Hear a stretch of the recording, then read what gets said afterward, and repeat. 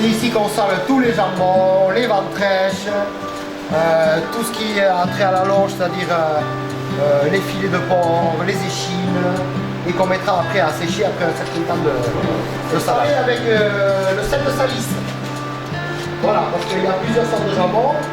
Nous avons des jambons de Bayonne, IGP jambon de Bayonne et les jambons qui viennent de notre ferme.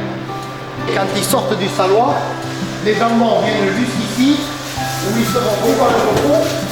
C'est très important parce qu'en fait, les jambons ont pris le sel qu'il leur fallait, mais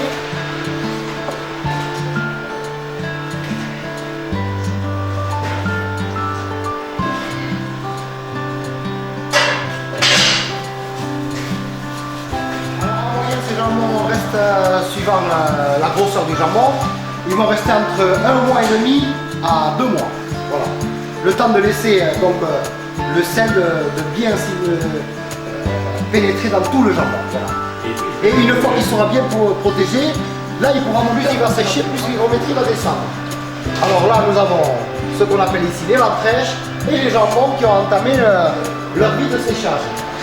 Alors évidemment on en profite pour mettre du saucisson suivant la température, quelque chose qui est adapté au saucisson. C'est un saucisson qui a une jolie fleur qui commence. Et ça c'est une fleur naturelle.